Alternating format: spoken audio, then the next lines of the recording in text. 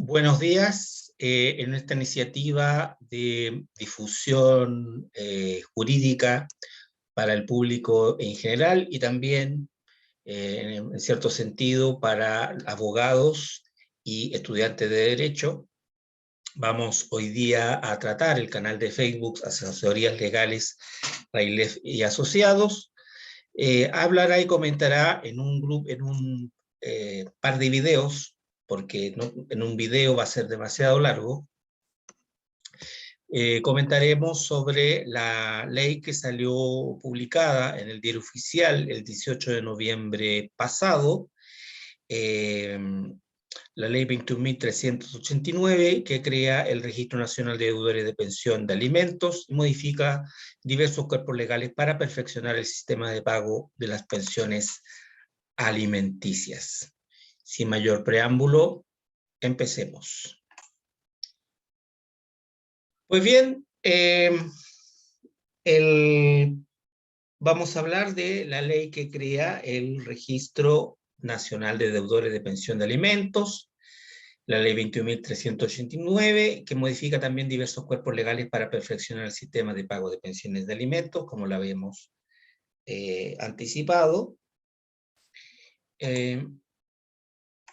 Y hemos decidido dividir estos videos entre normas que entran en vigencia desde la publicación de la ley hasta las disposiciones transitorias, que son aquellas disposiciones en la cual establecen que ciertas normas o artículos de la ley publicada van a empezar a regir en una fecha posterior.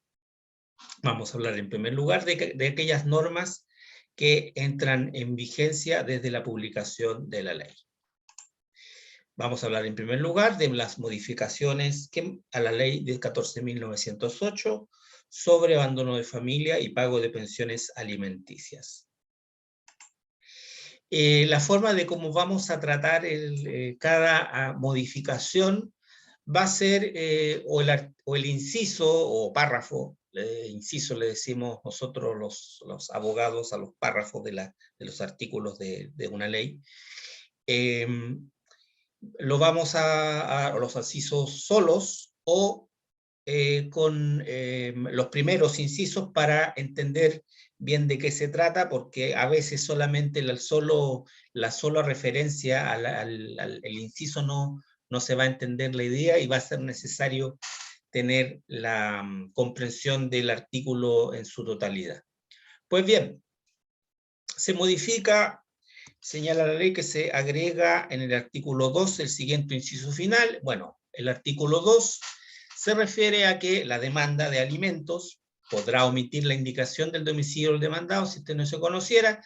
En tal caso, el tribunal procederá en conformidad a lo previsto en el artículo 23 de la Ley de Tribunales de Familia 19.968. Esta ley, esto es una norma que no se modificó. Lo que pasa es que lo estoy leyendo para que se entienda la última frase, el último párrafo o inciso. Luego, él dice que el demandado deberá informar al tribunal todo cambio de domicilio, de empleador y del lugar en que labore y preste servicio dentro de 30 días contados desde que el cambio se haya producido. Al demandado, y aquí que no dé cumplimiento de lo previsto en el inciso anterior, se le impondrá a solicitud de parte la multa de 1 a 15 UTM, unidades tributarias mensuales, beneficio fiscal. Y aquí viene la modificación. El abogado patrocinante, en cumplimiento de la carga legal de las partes de actualizar la forma de notificación electrónica que se ha ofrecido al tribunal, aún en la etapa de cumplimiento y previo a renunciar al patrocinio, deberá informar al tribunal una forma de notificación electrónica válida respecto de su representado. El abogado patrocinante que incumpliere esta obligación será sancionado con multa al beneficio fiscal de 3 a 15 UTM.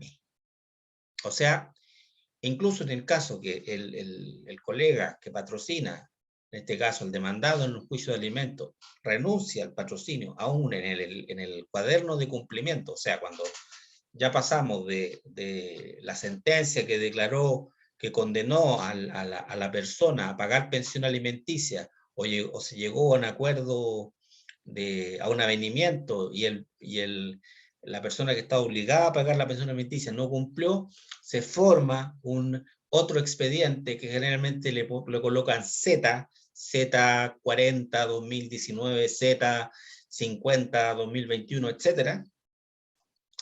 Aún en ese tema de cumplimiento y en el juicio de alimentos probablemente tal, antes de renunciar al patrocinio debe indicar un domicilio electrónico válido para su representado. ¿Qué significa válido?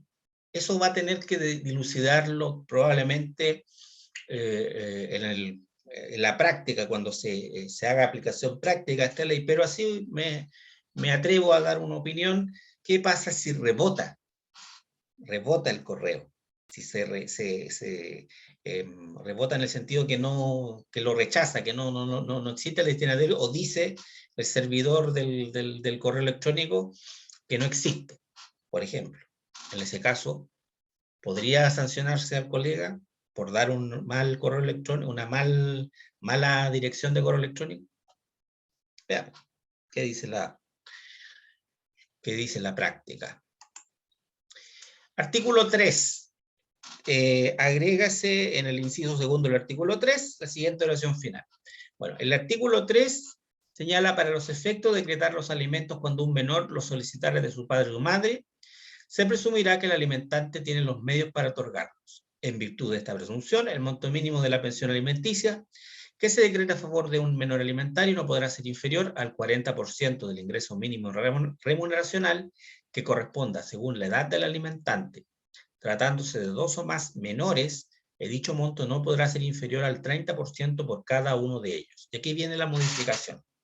Sin perjuicio de lo anterior, el juez, en la resolución que fija o aprueba la pensión alimenticia, deberá expresar su monto en unidades tributarias mensuales, UTM, de conformidad a lo dispuesto en el inciso segundo del artículo 6. Vamos a ver que esto, hay una disposición transitoria respecto si se puede invocar esto en un juicio ya iniciado a la vigencia de la ley, o un juicio juicio ya iniciado, perdón, a la vigencia de esta ley, o cuando el cumplimiento ya iniciado al cumplimiento de la ley, o un juicio de alimentos ya iniciado que todavía no haya pasado a la etapa de cumplimiento. Ya veremos, no quiero detenerme mucho en este tema, quiero tocar este tema cuando veamos las disposiciones transitorias. Artículo 4. El artículo 4, intercálese y continuación del inciso 6 del artículo 4, el siguiente inciso nuevo. Bueno, este artículo 4, en su primer inciso, señala que los juicios que se demanden alimentos, el juez deberá pronunciarse sobre los alimentos provisorios, junto con admitir la demanda, tramitación con el solo mérito de los documentos y antecedentes presentados, los alimentos provisorios. Inciso 7. El tribunal, inmediatamente después de decretar los alimentos provisorios, deberá ordenar de oficio a la entidad financiera correspondiente la apertura de una cuenta de ahorro u otro instrumento equivalente exclusivo para el cumplimiento de la obligación. De esto se desprende una carga bastante fastidiosa, probablemente para los demandantes de alimentos. Bueno, yo como abogado, mi experiencia profesional, uno tenía que recomendarle al cliente demandante de pensión alimenticia: usted, mire, tiene que ir al banco a abrir libreta. Con el oficio que ahora últimamente uno lo podía enviar por correo electrónico, el cliente lo imprimía, iba al banco y abría la cuenta de ahorro para pensión, la cuenta de vista para pensión alimenticia. Ahora, por lo que entiendo yo de esta disposición, ya no es necesario, va a ser de oficio. Va a ser un oficio del tribunal y a la entidad financiera. En este caso va a ser el Banco del Estado, quien va a abrir esta cuenta cuando llegue este oficio. Habría que monitorear, pedir cuenta, qué sé yo, habría que ver cómo se concreta eso en la realidad. Pero es una importante modificación a favor de los que demandan pensión alimenticia, los alimentarios, perdón. Alimentarios. El artículo 5 intercala esa continuación del inciso primero, el siguiente inciso nuevo, inciso segundo, pasando a ser el actual inciso segundo, con la sola resolución que provea la demanda, el tribunal de oficio, a solicitud del demandante, podrá ordenar dentro de 15 días el servicio de impuestos internos a Previred, a las entidades bancarias, al conservador de bienes raíces, a la Tesorería General de la República, a la Superintendencia de Pensiones, a la Comisión para el Mercado Financiero, a las instituciones de salud previsional, ISAPRES, a las administradoras de fondos de pensiones, AFP, y a cualquier otro organismo público o privado que aporten antecedentes útiles que permitan determinar los ingresos y la capacidad económica del demandado. Creo que en algunos tribunales la práctica ya lo habían hecho de facto, pero ahora se consagra como norma legal y como regla. Es una gran innovación en ese sentido, y también disminuye la carga para el demandante de pensión alimenticia.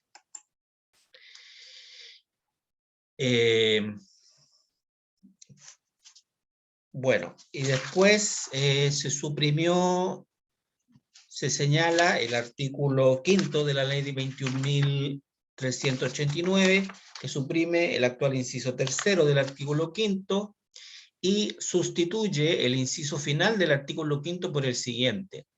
El alimentario tendrá derecho a que se rescindan los actos y contratos celebrados por el demandante, por el alimentante, o sea, el que tiene la obligación de pagar alimentos, ese es el alimentante, con la finalidad de reducir su patrimonio en perjuicio del alimentario de conformidad a las disposiciones siguientes. 1. Podrán rescindirse los actos y contratos gratuitos, donaciones. En cuanto a los contratos onerosos, compraventa, por ejemplo, podrán rescindirse probándose la mala fe del adquirente, comprador. Esto es, en el ejemplo de la compraventa de contrato oneroso, esto es, conociendo o debiendo conocer que el otorgante tenía una o más deudas alimenticias impagas. 2. También podrá ejercerse para rescindir los actos o contratos simulados o aparentes celebrados por el alimentante con la finalidad de reducir su patrimonio en perjuicio del alimentario. La acción, esta acción revocatoria especial, prescribirá en un plazo de 3 años contados desde la fecha de celebración del acto o contrato. Esta acción se tramitará como incidente ante el juez con competencia en asuntos de familia, pudiendo ser deducida tanto la etapa de cumplimiento de la pensión alimenticia como la etapa declarativa respecto a los alimentos provisorios impagos. La resolución que se pronuncie sobre esta materia será apelable en el solo efecto devolutivo. Esta acción no aplicará respecto de los actos celebrados en cumplimiento de las condiciones legales previstas en el título final de la presente ley, referido al Registro Nacional de Deudores de Pensiones de Alimentos. Respecto a eso, señalar que el Registro Nacional es una disposición, es de esas disposiciones que no entran a regir en este acto. Fin de la primera parte.